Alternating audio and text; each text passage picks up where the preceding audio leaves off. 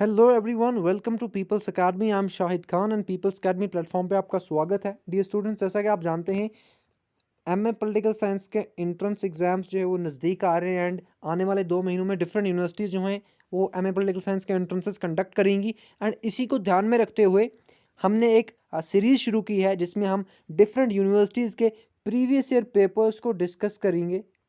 And एक video में हम ऑलरेडी कश्मीर यूनिवर्सिटी के प्रीवियस ईयर पेपर का पार्ट ए डिस्कस कर चुके हैं, आप जाके देख सकते हैं। एंड आज हम एक और यूनिवर्सिटी के प्रीवियस पेपर को डिस्कस करने जा रहे हैं, तो चलिए शुरू करते हैं। तो जैसा कि आप स्क्रीन देख पा रहे हैं, आज हम डिस्कस करने जा रहे हैं एमए पॉलिटिकल साइंस का एंट्रेंस एग्जामिनेशन का पेपर 2021 का जामिया मिलिया इस्लामिया यूनिवर्सिटी का। ओके, तो जामिया मिलिया इस्लामिया यूनिवर्सिटी का जो 2021 का एग्जाम हुआ है एमए पॉलिटिकल साइंस का, उसका एंट्रेंस पेपर हम डिस्कस करने जा रहे हैं। एंड ये इसका पार्ट ए रहेगा, मैं आपको पहले से बता दूं। एंड इसमें हम अराउंड 20 क्वेश्चंस को डिस्कस करेंगे एक्सप्लेनेशन के साथ, क्योंकि यहाँ पे मैं आपको सिर्फ आंसर नहीं बताऊंगा क्वेश्चन का, बल्कि मैं आपको पूरी तरह से क्वेश्चन के जितने भी ऑप्शंस हैं उनको एक्सप्लेन करके बताऊंगा। तो चलिए शुरू करते हैं। एंड मैं आपको ये भी बता दूं कि जामिया मिलिया इस्लामिया का एंट्रेंस पेपर जो होता है ये 100 मार्क्स का होता है। ओके, आप ये याद रखेंगे। कश्मीर यूनिवर्सिटी का जो होता है वो 60 मार्क्स का ही होता है, तो ये 100 मार्क्स का होता है। एंड यहाँ पे हम पैसेज बेस्ड जो क्वेश्चंस होंगे वो डिस्कस नहीं करेंगे, क्योंकि वो बहुत ज़्यादा टाइम कंज्यूमिंग है।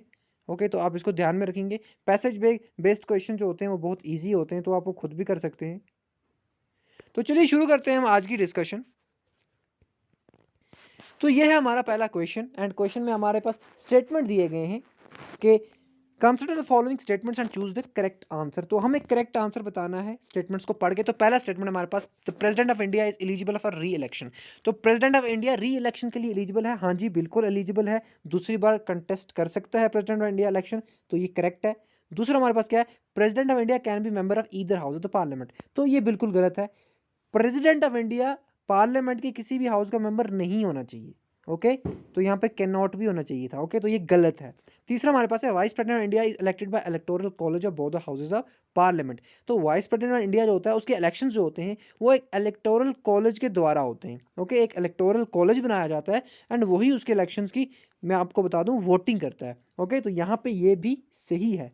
दूसरा हमारे पास है option number D, vice president of India acts as the chairperson of council of states. तो काउंसिल ऑफ स्टेट्स क्या है, तो काउंसिल ऑफ स्टेट्स के बारे में आपको बता दूं, ये राज्यसभा को ही कहते हैं। ओके, जो राज्यसभा हमारे पास है ना, दो हाउसेज हैं पार्लियामेंट के, लोकसभा एंड राज्यसभा। तो राज्यसभा जो है इसको ही काउंसिल ऑफ स्टेट्स कहते हैं। ओके, आप ये याद रखेंगे। एंड इसको ही अपर हाउस भी कहा जाता है पार्लियामेंट का। ओके, अपर हाउस, आप ये याद रखेंगे।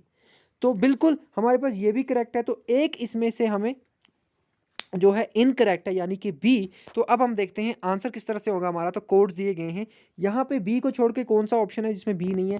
तो बिल्कुल हमारे पास यहाँ पे आप देख पा रहे हैं ये सेकंड जो है ये करेक्ट ऑप्शन है हमारे पास, ए सी डी। तो आई होप आपको इतना समझ आ गया होगा। लेकिन मैं आपको यहाँ पे एक और बात बता देता हूँ प्रेसिडेंट ऑफ इंडिया के इलेक्शन के बारे में। तो प्रेसिडेंट ऑफ इंडिया का जो इलेक्शन होता है, ध्यान से सुनिएगा आप,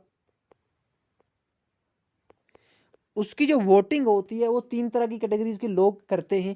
एक तो हमारे पास जो एमएलएज होते हैं स्टेट्स की लेजिस्लेटिव असेंबली से, जितनी भी स्टेट्स की लेजिस्लेटिव असेंबलीज हैं उनके जो मेंबर्स होते हैं लेजिस्लेटिव असेंबली के, वो वोट करते हैं। मगर इलेक्टेड मेंबर्स, आप ये याद रखेंगे, नॉमिनेटेड मेंबर्स इसमें वोट नहीं करते हैं। एक तो ये इलेक्टेड मेंबर्स, दूसरे मेंबर ऑफ पार्लियामेंट यानी एमपीज, ये भी इलेक्टेड होते हैं। elected members of parliament, elected members of legislative assemblies and elected members of UTs।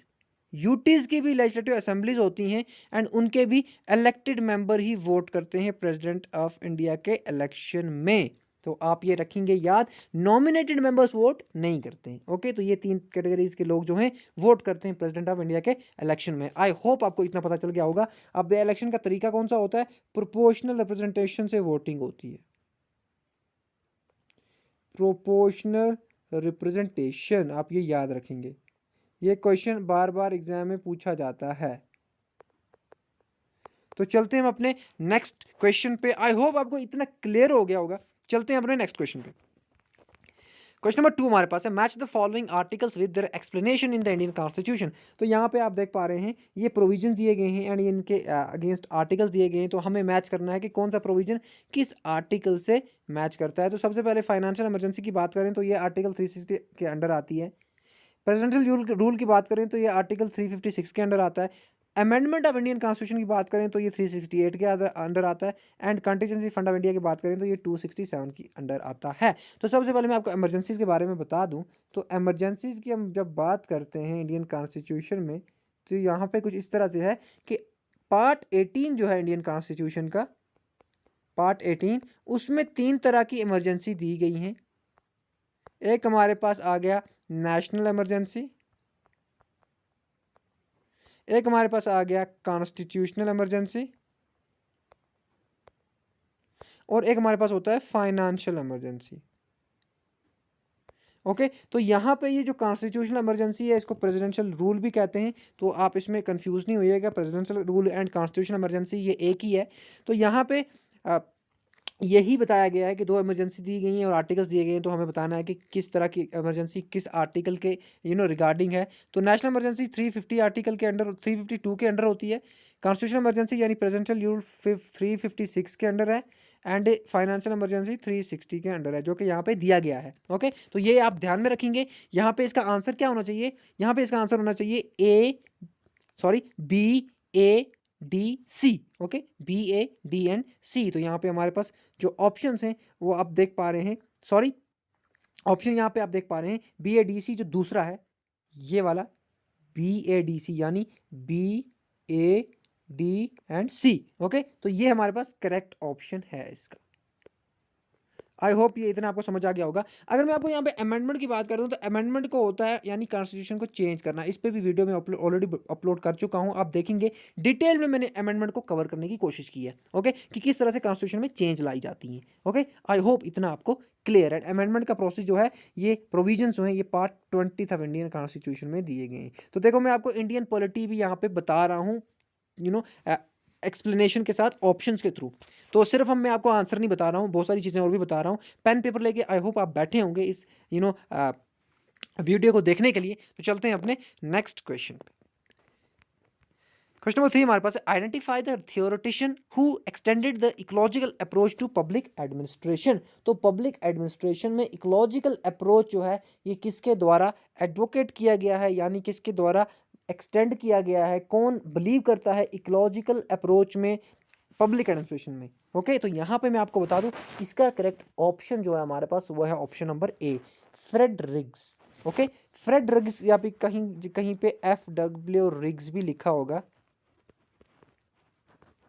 तो ये जो हैं ये इकोलॉजिकल अप्रोच को सपोर्ट करते हैं पब्लिक एडमिनिस्ट्रेशन में। ओके, आप ये रखेंगे याद। एंड इसके साथ हम बात करें अगर इकोलॉजिकल अप्रोच की शॉर्ट में, तो ये बताता है कि भाई जो हमारे पास इन्वायरमेंट है एंड पब्लिक एडमिनिस्ट्रेशन है, इन्वायरमेंट एंड पब्लिक एडमिनिस्ट्रेशन में एक रिलेशनशिप है। Okay, public administration and environment में एक रिलेशनशिप है जिसको हमें समझने की ज़रूरत है। ओके, तो ये बताता है हमारा इकोलॉजिकल अप्रोच। एंड यहाँ पे वुडरो विल्सन को मैं आपको बता दूं, इनको कहा जाता है father of public administration, father of public administration, आप ये ध्यान में रखिएगा। चलते हैं हम अपने नेक्स्ट क्वेश्चन पे। आई होप आपको मज़ा आ रहा है एंड मैं आपको जितनी कोशिश कर रहा हूँ मैं आपको ज़्यादा से ज़्यादा चीज़ें बताने की यहाँ पे। तो चौथा क्वेश्चन हमारे पास है, question number 4, identify the organization to which India is not a member. तो इंडिया की किस ऑर्गेनाइजेशन का मेंबर नहीं है यहाँ पे। तो मैं आपको सबसे पहले यहाँ पे ऑप्शन बताता हूँ जो करेक्ट है, तो वो है RCEP, इसका मेंबर नहीं है इंडिया। एंड यहाँ पे RCEP है क्या ये भी मैं आपको ज़रूर बताऊंगा। इसका यहाँ पे फुल फॉर्म है रीजनल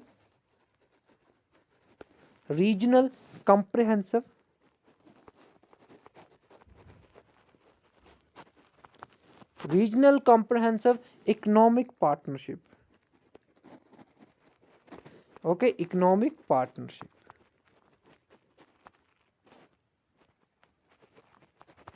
ओके, तो ये इसका फुल फॉर्म है। एंड ये 2020 में, यानी कि ये बहुत रिसेंटली ही बनी है, ज़्यादा पुरानी नहीं है ये। एंड यहाँ पे मैं आपको एक और बात बता दूं कि बाकी जो 3 हैं यानी इसका तो इंडिया मेंबर नहीं है, हमें बताना था नॉट यहाँ पे। ओके, तो इंडिया इसी का मेंबर नहीं है, ये हम ऑलरेडी डिस्कस कर चुके हैं। अब मैं आपको बता दूं, जो WTO है आपका वर्ल्ड ट्रेड ऑर्गेनाइजेशन है। ओके, तो इसका मेंबर ऑब्वियसली है इंडिया। एंड इसके साथ अब PTBT की बात करें तो PTBT का फुल फॉर्म है partial test ban treaty. Partial test ban treaty. तो मैं आपको बता दूं, ये साइन की गई थी 1963 में। तो ये न्यूक्लियर वेपन्स की टेस्टिंग के रिगार्डिंग है, तो इसका मेंबर ऑलरेडी है इंडिया। एंड इसके साथ साथ मैं आपको बता दूं, क्वाड की अगर हम बात करें तो इसका फुल फॉर्म है quadrilateral dialogue. Okay, quadrilateral dialogue. तो यहाँ पे मैं इसके बारे में आपको बता दूं कि ये इसके 4 मेंबर हैं। एक तुम्हारे पास इंडिया है, हमारे पास इसके साथ साथ जापान है, एंड USA है, एंड ऑस्ट्रेलिया है। तो ये 4 क्वाड मेंबर्स हैं।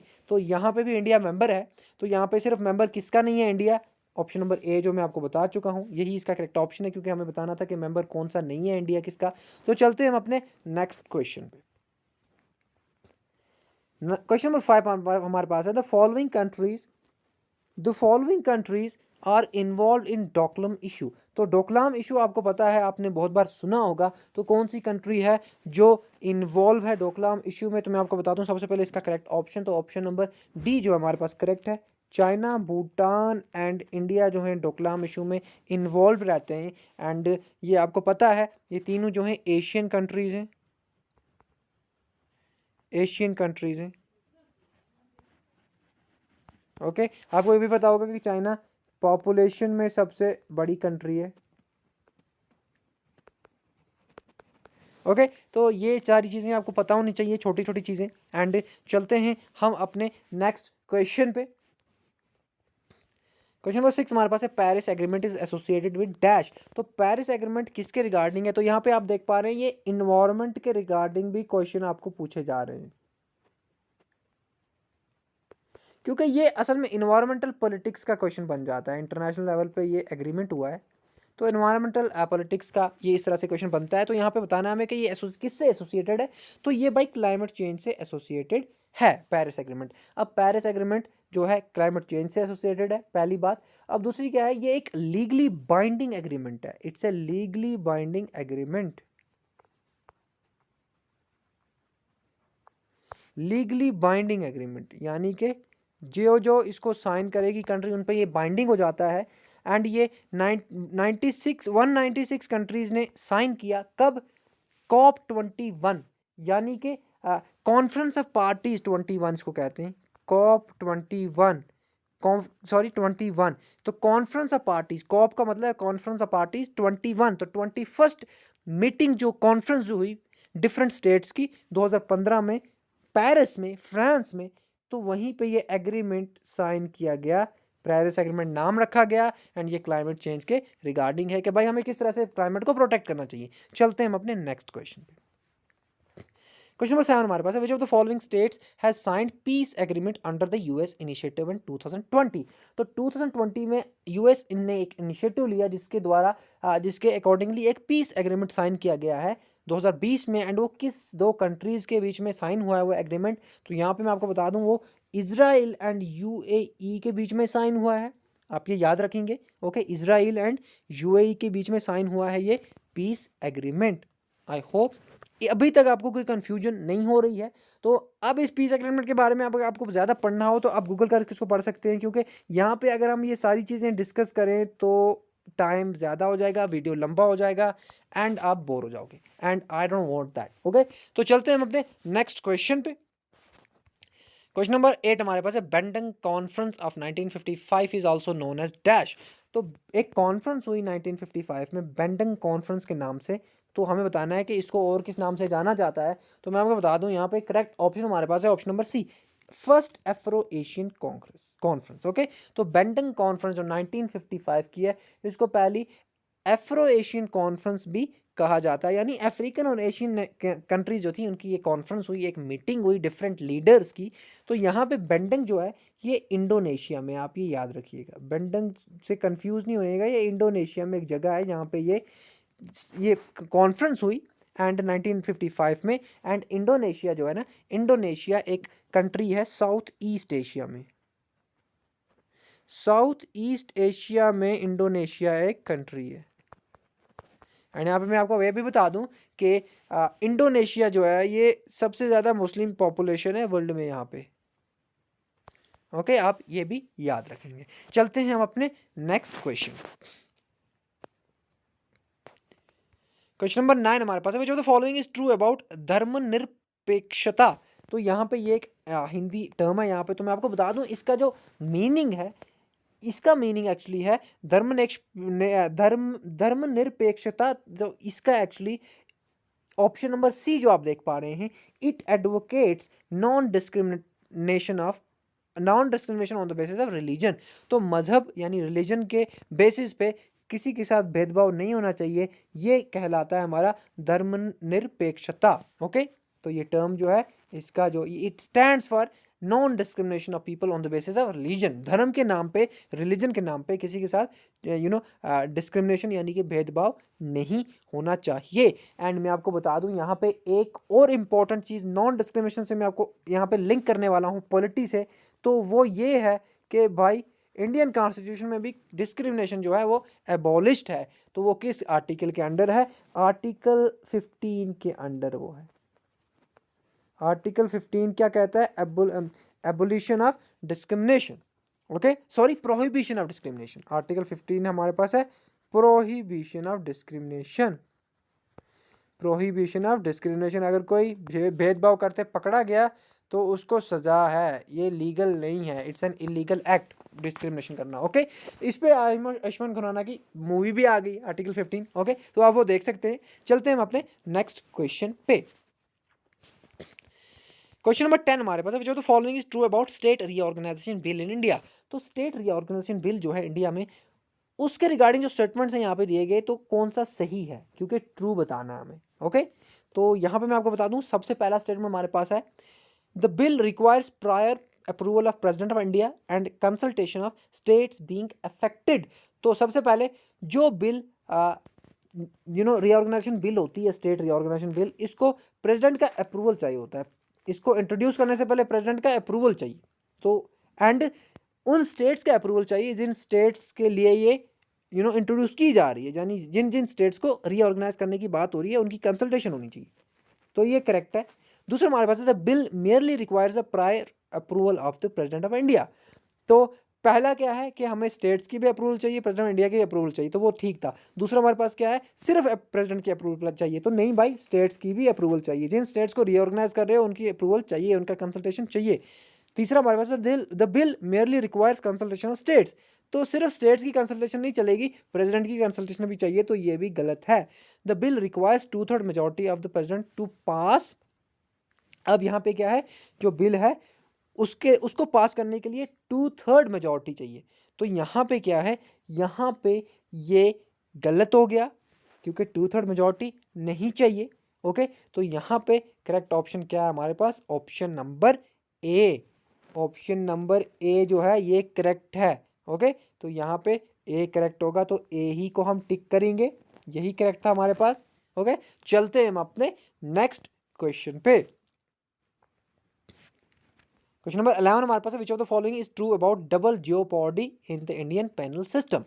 तो डबल जियोपॉर्डी का यहाँ पे क्या मतलब है इंडियन लीगल सिस्टम में? तो मैं आपको बता दूं, डबल जियोपॉर्डी का मतलब होता है कि भाई जो व्यक्ति है, एक पर्सन है, अगर उसने कोई लॉ तोड़ा, उससे कोई क्राइम हो गया, उससे कोई लॉ टूट गया उसके हाथों, अब उसको हम पनिशमेंट दे सकते हैं, लेकिन 2 बार एक ही कमिटेड ऑफेंस की हम पनिशमेंट उसको नहीं दे सकते। तो इसका करेक्ट ऑप्शन क्या है? Person can not be punished twice for committing the same crime. तो बिल्कुल सही 11वां ए ही सही है कि एक क्राइम की, एक ऑफेंस की 2 बार पनिशमेंट नहीं दी जा सकती। That's what double jeopardy means. Okay, तो बाकी हम पढ़ने की ज़रूरत ही नहीं है, बिकॉज यहाँ पे पहला ही हमारे पास करेक्ट है। ओके, चलते हैं हम अपने नेक्स्ट क्वेश्चन में। असल में ये पार्ट है रूल ऑफ लॉ का, रूल ऑफ लॉ। ओके, ये आप याद रखेंगे। चलते हैं हम अपने नेक्स्ट क्वेश्चन। 12 हमारे पास है, on prorogation and dissolution of parliament consider the following statements. तो यहाँ पे क्या है, प्रोरोगेशन एंड डिसोल्यूशन पार्लियामेंट, यानी प्रोरोगेशन एंड डिसोल्यूशन दो इवेंट्स हैं असल में पार्लियामेंट में। तो होता क्या है, देखिए मैं आपको बता दूं, पार्लियामेंट जो है, पार्लियामेंट के 3 सेशंस होते हैं। एक हमारे पास है विंटर सेशन, विंटर सेशन आप ध्यान से सुनिएगा। यहाँ पे हमारे पास फिर है मॉनसून सेशन, फिर हमारे पास है monsoon session and budget session, budget session. तो ये 3 सेशंस हैं हमारे पास। ओके, एंड मैं आपको बता दूं, जब एक सेशन को कंप्लीटली क्या किया जाता है, कैंसिल किया जाता है, एक सेशन को कंप्लीटली कैंसिल किया जाता है तो उसको कहा जाता है प्रोरोगेशन। ओके, जब पूरा सेशन ही टर्मिनेट कर दिया जाए, पूरा सेशन ही टर्मिनेट या कैंसिल कर दिया जाए, so that is called prorogation. And dissolution क्या है, डिसोल्यूशन है कि भाई आप जो हाउस है, यानी लोकसभा या राज्यसभा, देखो राज्यसभा डिसॉल्व नहीं हो सकता लेकिन लोकसभा होता है। तो लोकसभा को कंप्लीटली, जब लोकसभा की टर्म ही खत्म कर दी जाए, देखो लोकसभा की टर्म जो है वो 5 ईयर्स है, लोकसभा की टर्म कितनी है, 5 ईयर्स। लेकिन अगर 5 ईयर्स पहले, 5 ईयर्स से पहले ही उसको खत्म कर दिया जाए, so that is called dissolution, क्योंकि हम उसमें टर्म ही खत्म कर रहे हैं। प्रोरोगेशन में हम सिर्फ सेशन खत्म कर रहे हैं, विंटर सेशन खत्म करेंगे तो मॉनसून सेशन फिर से शुरू हो जाएगा, लेकिन डिसोल्यूशन के बाद फिर कोई सेशन नहीं होता, फिर नए इलेक्शन ही होते हैं। Okay, so this is dissolution and prorogation. तो यहाँ पे आप हमें बताना है कि कौन सा स्टेटमेंट सही है। देखो मैं आपको किस तरह से पढ़ा रहा हूँ, एक्चुअली मैं आपको पढ़ा रहा हूँ थ्रू एमसीक्यूज। ओके, तो ये अब हम देखते हैं कि कौन सा स्टेटमेंट सही है। ओके, तो यहाँ पे पहला हमारे पास है, the president and the speaker of the Lok Sabha have the sole power to prorogue and dissolve the parliament. तो यहाँ पे सबसे पहले जो प्रोरोगेशन का है, जो प्रोरोगेशन एंड डिसोल्यूशन का पावर्स हैं, वो स्पीकर के पास नहीं है भाई।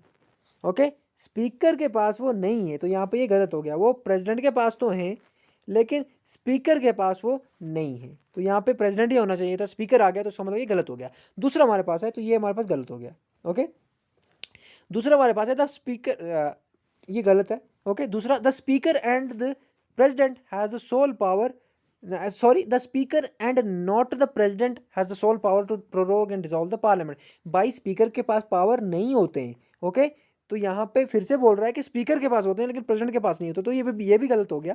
तीसरा देखते हैं, bills already, bills already introduced, just a second. Okay, so यहाँ पे पहला हमारे पास गलत है, पहला इनकरेक्ट है, दूसरा भी इनकरेक्ट है। तीसरा हम देखते हैं, तो तीसरा हमारे पास है, bills already introduce and awaiting passage do not lapse when the parliament is prorogued but get lapse in case of dissolution. तो मैंने आपको बताया प्रोरोग क्या है, जब सिर्फ सेशन खत्म हो, जब सिर्फ सेशन टर्मिनेट किया जाए। लेकिन डिसॉल्व क्या है, जब पूरा लोकसभा का टर्म ही खत्म कर दिया जाए, लोकसभा का पूरा टर्म ही खत्म कर दिया जाए। तो यहाँ पे ये करेक्ट है कि भाई जो बिल्स इंट्रोड्यूस की गई होती हैं, अगर सेशन प्रोरोग हो गया, एक सेशन टर्मिनेट हो गया, तो दूसरे सेशन तक वो पेंडिंग रहती हैं, अवेटिंग रहती हैं, दूसरे सेशन में उनको पास किया जा सकता है। लेकिन अगर हाउस जो है वो डिसॉल्व हो गया, तो तब कोई भी कोई भी बिल नहीं रहती, वो सारी लैप्स हो जाती हैं। तो ये करेक्ट है बिल्कुल, ये बिल्कुल करेक्ट है। ओके, ये करेक्ट है यहाँ पे। अब चौथा हम देखते हैं, bills already introduce and awaiting passage get lapsed when the parliament in is prorogued and dissolved. तो नहीं भाई, जब डिसॉल्व होता है तब बिल्स लैप्स होती हैं, जब प्रोरोग होता है तो बिल लैप्स नहीं होती हैं, बिल्स अगले सेशन में पास की जा सकती हैं, क्योंकि प्रोरोग का तो मतलब ये है ना कि सिर्फ सेशन खत्म हुआ है, पार्लियामेंट का टर्म खत्म नहीं हुआ है। तो ये भी करेक्ट है, इनकरेक्ट है सॉरी, तो सिर्फ सी हमारे पास करेक्ट है। तो अब हम देखते हैं हमारे पास करेक्ट आंसर क्या है। यहाँ पे कोड दिए गए हैं, यहाँ पे नीचे कोड दिए गए हैं, तो ओनली सी। ओके, ओनली सी, यानी कि सिर्फ ये वाला जो है ये करेक्ट है, बाकी सारे इनकरेक्ट हैं, क्योंकि हमें ट्रू ही बताना है ना, ट्रू कौन सा है। ओके, तो चलते हैं हम अपने नेक्स्ट क्वेश्चन पे। एंड यहाँ पे मैं आपको एक और बात बता दूं, एक और टर्म होती है जिसको हम कहते हैं एडजॉर्नमेंट। एडजॉर्नमेंट, अब एडजॉर्नमेंट का क्या मतलब, मैंने आपको बताया कि प्रोरोगेशन का मतलब है कि भाई पूरा सेशन जब टर्मिनेट किया जाए, ओके। लेकिन यहाँ पे एडजॉर्नमेंट का मतलब है जब किसी पर्टिकुलर डे की सिटिंग टर्मिनेट की जाए, ओके, सिटिंग टर्मिनेट की जाए, ओके, टर्मिनेट की जाए। जैसे लोकसभा में होता है स्पीकर, एंड अगर स्पीकर का पेट हो गया खराब, स्पीकर का पेट खराब हो गया एंड उसने क्या बोला कि भाई आज की सीटिंग रहने देते हैं, हम इसको टुमारो कल कंटिन्यू करते हैं, okay. So that will be considered as adjournment, not prorogation. Prorogation में पूरा सेशन खत्म हो जाता है, ओके। तो एक और चीज मैं आपको बता चुका हूं, चलते हैं अपने नेक्स्ट क्वेश्चन पे, ये एक्स्ट्रा आपके लिए था, ओके। क्वेश्चन नंबर 13 हमारे पास है, on writ of courts, on writ jurisdictions of courts which of the following is true. आपको पता है कि कोर्ट्स जो हैं रिट पास करते हैं, ओके, एंड यहाँ पे कौन सा सही है रिट्स के रिगार्डिंग, तो मैं आपको बता दूं। सबसे पहले हमारे पास है कि only the supreme court can hear writ petitions, तो ये बिल्कुल गलत है। हाई कोर्ट भी रिट पिटिशंस जो हैं वो सुन सकता है, हाई कोर्ट भी रिट पिटिशन सुन सकता है। तो ये पहला हाई हमारे पास गलत हो गया क्योंकि हमें ट्रू बताना है। दूसरा क्या है, both supreme court and high courts can hear and decide on writ petition, तो बिल्कुल सही है, सुप्रीम कोर्ट भी सुन सकता है, हाई कोर्ट भी सुन सकता है। तीसरा हमारे पास administrative tribunals can hear and decide on writ petition, तो बिल्कुल गलत है, एडमिनिस्ट्रेटिव ट्रिब्यूनल्स भाई रिट्स को नहीं सुन सकते, okay. Military courts can also hear and decide on writs, तो बिल्कुल नहीं, मिलिट्री कोर्ट्स तो सिर्फ मिलिट्री के मार्शल रूल के लिए होते हैं, मार्शल कोर्ट्स के लिए होते हैं, ये अलग होता है, ओके। तो यहाँ पे सिर्फ दो करेक्ट है हमारे पास, option number B, option number B correct है, supreme court and high court writ petitions को हेयर एंड डिसाइड सुन सकते हैं, ओके। तो यहाँ पे आप देख पा रहे हैं कि सिर्फ बी है करेक्ट, तो हमारे पास ऑप्शन बी ही करेक्ट है, ओके। एंड मैं आपको रिट्स के नाम बता देता हूँ, यहाँ पे रिट्स को हम एक अलग वीडियो में अच्छे से समझेंगे, यहाँ पे आप सिर्फ नाम याद रखें। तो पहला हमारे पास है हैबियस कॉर्पस,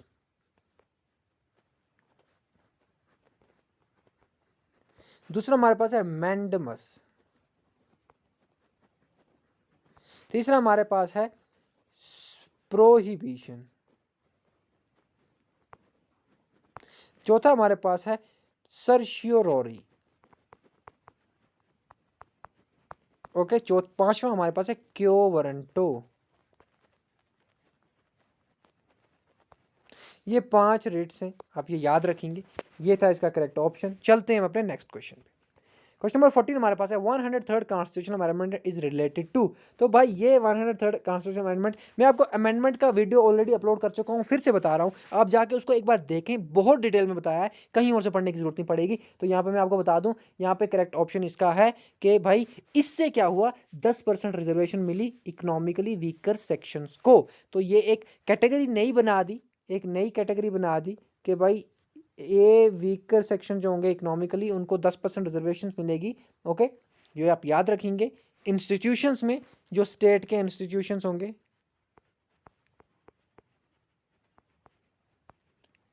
स्टेट के इंस्टीट्यूशंस होंगे, गवर्नमेंट इंस्टीट्यूशंस, लेकिन माइनॉरिटी इंस्टीट्यूशंस में नहीं मिलेगी रिजर्वेशन, ओके। माइनॉरिटी इंस्टीट्यूशंस में रिजर्वेशन नहीं मिलेगी, आप ये याद रखिएगा, ओके। सिर्फ स्टेट के द्वारा रन किए जाने जो वाले जो इंस्टीट्यूशंस होंगे, एजुकेशनल इंस्टीट्यूशन होंगे, वहाँ पर रिजर्वेशन मिलेगी, ओके। तो ये इसका करेक्ट ऑप्शन था। ये ईडब्ल्यू सर्टिफिकेट जो है ना, जो ये ईडब्ल्यू यहाँ पे आप देख पा रहे हैं, ये 2019 में ये अमेंडमेंट आया है, ओके। तो ये भी आप याद रखेंगे। चलते हैं हम अपने नेक्स्ट क्वेश्चन पे, इसका करेक्ट ऑप्शन बी था। 15 हमारे पास है, constitution is what the parliament enacts, this statement is valid in case of, तो कॉन्स्टिट्यूशन वही है जो पार्लियामेंट एनेक्ट करता है। ये स्टेटमेंट जो है ये असल में दर्शाता है किसकी आइडियोलॉजी को, हमारे पास यहाँ पे देख पा रहे हैं आप ऑप्शन नंबर जो बी आप देख पा रहे हैं, यूके यूनाइटेड किंगडम की जो कॉन्स्टिट्यूशन है वहाँ पे पार्लियामेंट्री सुपरमेसी है, okay.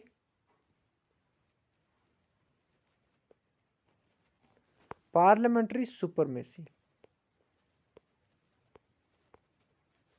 So what does that mean कि पार्लियामेंट जो करेगा या भाई वो सही है, वो सुप्रीम है और वही कानून माना जाएगा, वही लॉ माना जाएगा। लेकिन इंडिया में ये नहीं है भाई, यहाँ पे क्या है, यहाँ पे जुडिशरी बहुत ज़्यादा इंपॉर्टेंट रोल प्ले करती है। अगर पार्लियामेंट कोई लॉ गलत बनाता है तो जुडिशरी उसको नल एंड वॉइड कर देती है, ओके। तो ये सिर्फ यहाँ पे यूके कॉन्स्टिट्यूशन में ये स्टेटमेंट फिट होता है, तो आप ये याद रखेंगे, यहाँ पे पार्लियामेंट सुप्रीम है। क्वेश्चन नंबर 16 हमारे पास है legalism, structuralism and normative analysis are features of. तो ये आपका आ गया यहाँ पे पॉलिटिकल थ्योरी से क्वेश्चन। ओके तो ये आप याद रखेंगे। मैं आपको बता दूं ये थ्योरेटिकल क्वेश्चन है। तो सबसे पहले ये जो सारी चीज़ें हैं ये किस में पाई जाती हैं? लीगलिज्म यानी लॉज के रिगार्डिंग, इन स्ट्रक्चरलिज्म यानी institutions, okay and normative. Normative क्या होता है भाई? जिसमें वैल्यूज़ पे जोर दिया जाए, कोई इंस्टीट्यूशन सही है गलत है, इस तरह से जब हम स्टेटमेंट्स या फिर जजमेंट्स पे जो चीज़ हो उसको नॉर्मेटिव कहते हैं। तो यहाँ पे ये सारी चीज़ें जो हैं ये पार्ट हैं ओल्ड इंस्टीट्यूशनलिज्म का। ओके ये आप रखेंगे याद, old institutionalism. Okay so this is what option number ए यहाँ पे आप करेक्ट है। ओके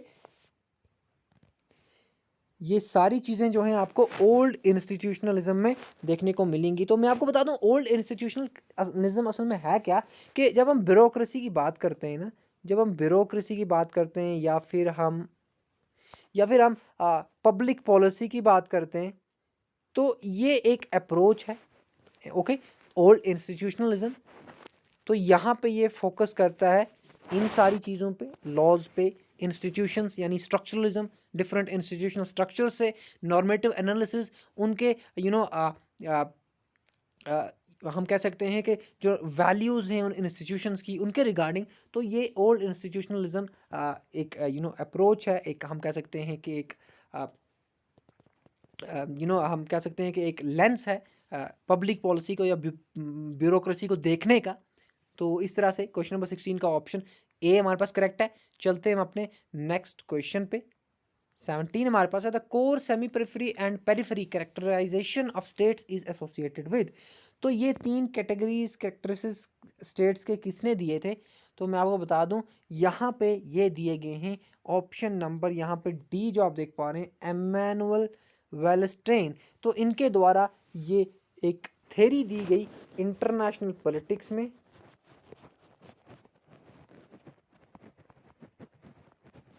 इंटरनेशनल पॉलिटिक्स में ये थ्योरी दी गई इनके द्वारा, एंड इन्होंने कहा कि भाई यहाँ पे स्टेट जो है इनमें एक वर्ल्ड में ग्लोबल लेवल पे एक इकोनॉमिक रिलेशनशिप है स्टेट्स के बीच में। ओके इकोनॉमिक रिलेशनशिप है, इसमें हमारे पास कोर स्टेट्स आते हैं, सेमी पेरिफेरी स्टेट्स आते हैं एंड पेरिफेरी स्टेट्स आते हैं। ओके तो कोर जो है ये डोमिनेट कर रहे हैं पेरिफेरी को, एंड कोर एंड पेरिफेरी के बीच में ये स्टेट्स आते हैं जो सेमी पेरिफेरी हैं। तो ये इनके द्वारा ये थ्योरी दी गई। चलते हैं हम अपने नेक्स्ट क्वेश्चन पे। 18 हमारे पास है choose the following options for the correct matches. तो यहाँ पे आपको मैच करना है, मैच द फॉलोइंग। तो सबसे पहले मैं आपको बता दूं यहाँ पे ये क्या है, ये असल में जिस तरह से इंडिया में स्टेट्स है ना, इंडिया के पॉलिटिकल डिवीजन्स को हम स्टेट्स कहते हैं, इसी तरह डिफरेंट कंट्रीज़ के पॉलिटिकल डिवीजन्स को डिफरेंट नाम है। तो यहाँ पे आपको बता दूं मैं कि जो यहाँ पे इसका करेक्ट ऑप्शन है वो है ऑप्शन नंबर जो 1 वाला है। तो यहाँ पे क्या है, कैंटन्स जो है ये स्विट्ज़रलैंड में कहा जाता है, कॉन्टीज जो है ये कहा जाता है यहाँ पे यूके में, एंड इसके साथ साथ लैंडर जो है ये कहा जाता है जर्मनी में, एंड ओब्लास्ट जो है ये रशिया में कहा जाता है। ओके तो इस तरह से इसका करेक्ट ऑप्शन जो है हमारे पास 1 है। ओके तो ये डिफरेंट पॉलिटिकल डिवीजन्स हैं और कुछ नहीं है। इस तरह से इंडिया में 28 स्टेट्स हैं। ओके इसी तरह से कैंटन्स स्विट्ज़रलैंड में जितने भी कैंटन्स होंगे, इसी तरह से काउंटीज़ जो हैं ये यूके में हैं, डिफरेंट काउंटीज़। तो ये पॉलिटिकल डिवीजन्स हैं। ओके चलते हैं क्वेश्चन नंबर 19 पे और देखते हैं 19 क्या है। Spoil system means. तो स्पॉइल सिस्टम क्या होता है? तो यहाँ पे सबसे पहले करेक्ट ऑप्शन मैं आपको बता दूँ। यहाँ पे करेक्ट ऑप्शन से पहले हम समझते हैं कि करेक्ट ऑप्शंस हैं कौन कौन से, क्योंकि कोड्स दिए गए हैं। तो सबसे पहले मैं आपको बता दूँ पैट्रोनेज सिस्टम इन पॉलिटिक्स, तो ये है, बिल्कुल है। दूसरा हमारे पास है रिवॉर्डिंग सपोर्टर्स आफ्टर विक्ट्री, तो बिल्कुल ये भी है स्पॉइल सिस्टम।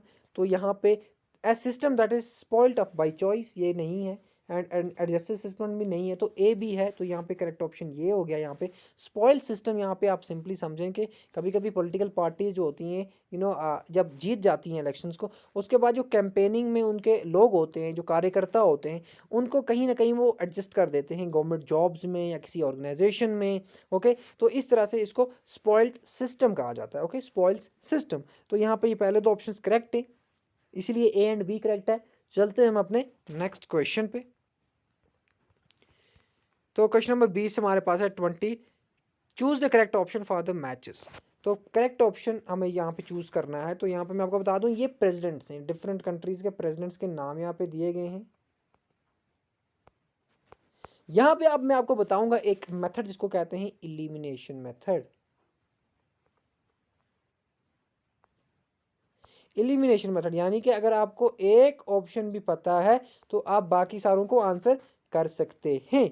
ओके, तो यहाँ पे मैं आपको बता देता हूँ कि आपने अक्सर टर्की का सुना होगा कि एर्दोगन जो है वो टर्की के क्या हैं, वो हैं टर्की के प्रेसिडेंट। ओके, एर्दोगन जो है वो टर्की के प्रेसिडेंट हैं। तो यहाँ पे मैं आपको बता दूं, यहाँ पे क्या होगा, यहाँ पे डी को 3 होगा। ओके, डी को क्या होगा, 3 होगा। तो आपने यहाँ पे देखा कि डी को अगर 3 है तो यानी कि यहाँ पे मैं आपको बता दूं कि यहाँ पे ऑप्शंस थोड़े से एडिटिंग में प्रॉब्लम हो गई है। तो आप सिर्फ यहाँ पे देखें मैच द फॉलोइंग, एंड आपको मैं आंसर यहाँ पे बता दूंगा खुद ही। तो यहाँ पे आप देखें कि ब्राज़ील जो है, ब्राज़ील के जो प्रेसिडेंट हैं उनका नाम है, यहाँ पे मैं आपको बता दूं, बोल्सोनारो जो हैं ये ब्राज़ील के हैं। तो ए को 2 आ गया यहाँ पे। ओके, अब ये याद रखेंगे। फिलीपींस के जो प्रेसिडेंट है, फिलीपींस के प्रेसिडेंट जो हैं उनका नाम है, यहाँ पे आप देख पा रहे हैं, जो